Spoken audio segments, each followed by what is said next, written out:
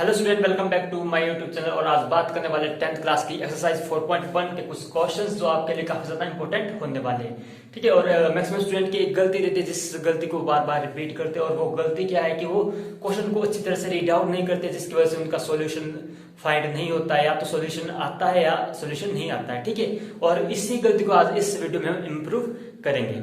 ठीक है। और आपको गारंटी देता हूं, अगर आपने इस वीडियो को कंप्लीट देख लिया तो आपका एक भी क्वेश्चन नहीं छूटने वाला है। ठीक है। तो स्टार्ट करते हैं आज का टॉपिक। तो क्वेश्चन क्या है आपके पास कि एक आयताकार भूखंड का क्षेत्रफल 528 मीटर स्क्वायर। सबसे पहले क्वेश्चन को अच्छी तरह से समझ लेना। ठीक है। एक आयताकार भूखंड का क्षेत्रफल 528 मीटर स्क्वायर दिया है। ठीक है। यानी एक ट्रायंगुलर प्लॉट दिया है जिसका एरिया कितना दिया है आपके पास 528 मीटर स्क्वायर। ठीक है। कितना दिया है 528 मीटर स्क्वायर, यानी एरिया कितना दिया आपके पास 528 मीटर स्क्वायर। ये आपके पास गिवन दिया है। ठीक है। अब सेकंड कंडीशन क्या बोलता है आपके पास ये कि जो इसकी लंबाई है यानी जो इसकी लेंथ है वो किसके इक्वल दी है। जो लेंथ है वो दी है चौड़ाई के 2 गुने से 1 अधिक। तो चौड़ाई का पता नहीं है तो मान लेते चौड़ाई कितनी है x मीटर। अब जो लंबाई दी है वो कितनी दी है चौड़ाई के 2 गुने से 1 अधिक। चौड़ाई का 2 गुना मतलब x, 2 गुना x और 1 अधिक मतलब 1। ठीक है।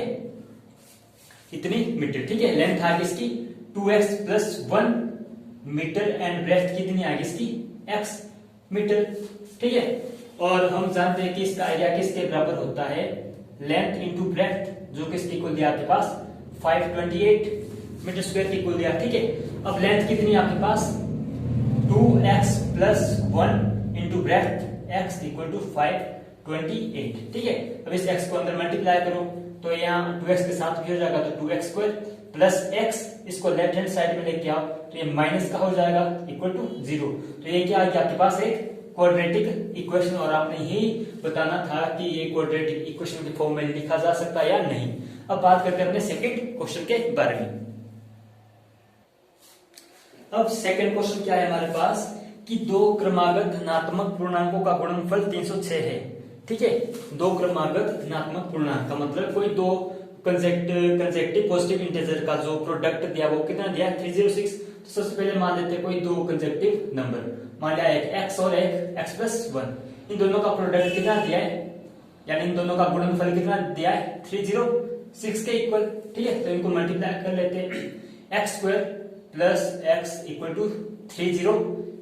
अब इसको लेफ्ट हैंड साइड में लेके आओ तो x स्क्वायर प्लस x, यहाँ प्लस का है और क्या हो जाएगा माइनस का इक्वल टू 0। तो ये क्या ये क्वाड्रेटिक इक्वेशन जब इसको सोल्व करेंगे तो आपके पास क्या है 2 कंसेक्टिव नंबर्स मिल जाएंगे। बट इस क्वेश्चन में कहा है कि क्वाड्रेटिक इक्वेशन बनेगी या नहीं, ये क्वाड्रेटिक इक्वेशन बनेगी। ठीक है। अब बात करते हैं अपने थर्ड क्वेश्चन। अब थर्ड क्वेश्चन आपके पास दिया है जो कि बहुत ही ज्यादा इंटरेस्टिंग है और ध्यान से सुनना। ठीक है। तो क्वेश्चन दिया आपके पास रोहन की माँ उससे 26 वर्ष बड़ी है, उनकी आयु का जो गुणनफल है यानी जो उनकी एज का जो प्रोडक्ट है अब से 3 वर्ष बाद 360 हो जाएगा। ठीक है। और रोहन की आयु को ज्ञात कीजिए। तो रोहन की माँ की आयु कितनी दी है रोहन से 26 वर्ष अधिक। ठीक है। सबसे पहले मान लेते हैं कि रोहन की एज कितनी है। ठीक है। तो मान लेते हैं कि जो रोहन की एज है वो है x वर्ष। ठीक है।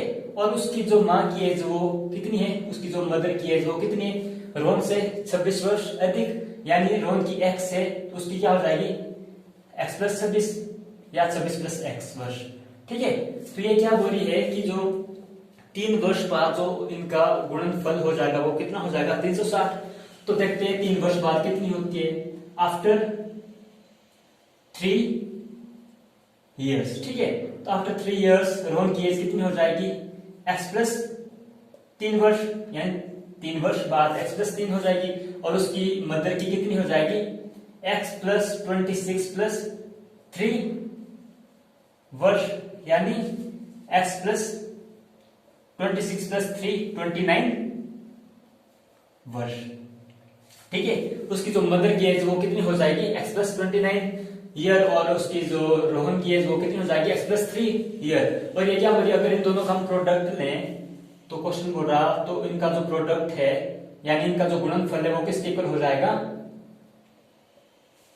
360 के इक्वल, यानी 360 के इक्वल।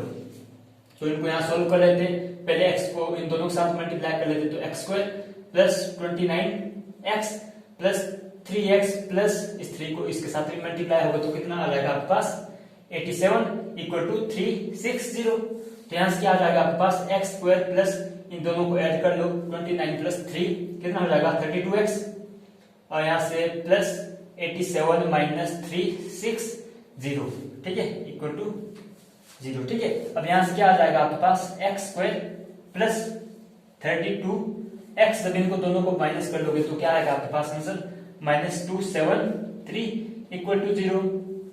और ये क्या बन गया आपके पास एक क्वाड्रेटिक इक्वेशन, और आपसे ये पूछा था और आप इसकी वैल्यू भी निकाल सकते हो, रोहन की एज भी यहाँ से फाइंड कर सकते हो। आपने क्या करना है, यहाँ से x की वैल्यू फाइंड करनी है और वो यहाँ रखनी है और एक यहाँ रखनी है, आपके पास रोहन और उसकी मदर की एज फाइंड हो जाएगी। ठीक है, अब बात करते हैं अपने फोर्थ क्वेश्चन की। तो स्टूडेंट्स फोर्थ क्वेश्चन क्या दिया है आपके पास, ध्यान से सुनना कि एक रेलगाड़ी 480 किलोमीटर की दूरी समान चाल से तय करती है। एक रेलगाड़ी है वो क्या करती है 480 किलोमीटर की दूरी तय करती है। ठीक है, सबसे पहले मान लेते हैं कि कितना डिस्टेंस ट्रेवल करती है 480 किलोमीटर। ठीक है, और क्या बोल रहे हैं कि समान चाल से तय करती है, चाल का तो पता नहीं तो मान लेते हैं उसकी जो स्पीड है वो क्या है x किलोमीटर पर आवर। ठीक है, और फिर क्या बोल रहा है, तो अब यहां से हम टाइम निकालें तो टाइम किसके बराबर हो जाएगा डिस्टेंस अपॉन स्पीड यानी दूरी बटे 4। तो डिस्टेंस कितना है 480 बटे स्पीड कितनी है x घंटे आवर। ठीक है, ये हो जाएगा इसका टाइम। और फर्स्ट कंडीशन क्या दी है इसने कि यदि इसकी चाल 8 किलोमीटर प्रति घंटा कम होती, यानी चाल अभी कितनी इसकी स्पीड x किलोमीटर प्रति घंटा, तो कंडीशन क्या दी है, फर्स्ट कंडीशन दी आपके पास, फर्स्ट कंडीशन दी है अगर जो इसकी स्पीड है वो 8 किलोमीटर प्रति घंटा कम होती। ठीक है, यानी इसकी स्पीड यानी अभी x है तो 8 किलोमीटर प्रति घंटा कम होती है, यानी x माइनस 8 किलोमीटर प्रति घंटा। ठीक है, अगर 8 किलोमीटर प्रति घंटा कम होती तो वह उसी दूरी को तय करने में 3 घंटे अधिक समय लेती, यानी उसी दूरी को तय करने में, कौन सी दूरी 480 किलोमीटर, यानी 480 किलोमीटर की दूरी तय करने में कितना समय लेती 3 घंटे अधिक। तो समय कितना है आपके पास 480 अपॉन x, तो कितना अधिक लेती 3 घंटे अधिक लेती, ये आ गया आपके पास यहाँ टाइम। ठीक है, तो अब आपके पास क्या करेंगे आप, स्पीड इनटू टाइम किसके बराबर होता है डिस्टेंस के बराबर। तो स्पीड कितनी है आपके पास x माइनस 8 इनटू टाइम कितना है आपके पास इतना आया 480 upon x plus 3 equal to distance, distance कितना है 480।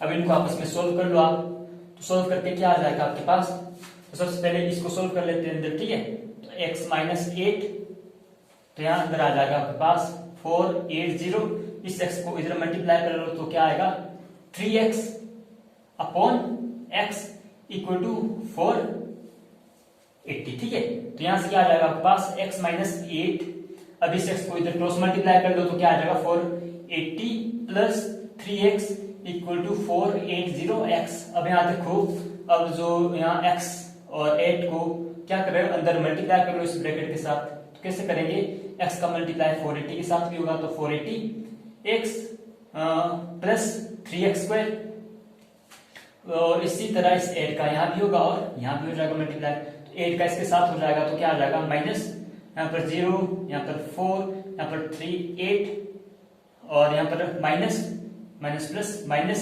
8 से 24 x इक्वल टू 480x। अब यहाँ देखो एक 480 x यहाँ पर है, एक यहाँ पर, ये तो कैंसिल हो जाएगा, तो आपके पास क्या बचेगा 3x square minus 3840 minus 24x equal to 0। ठीक है, तो यहां से क्या करो आप 3 कॉमन ले लो तो अंदर क्या बच जाएगा x स्क्वायर, यहाँ पर माइनस 8x माइनस यहाँ पर क्या बच जाएगा आपके पास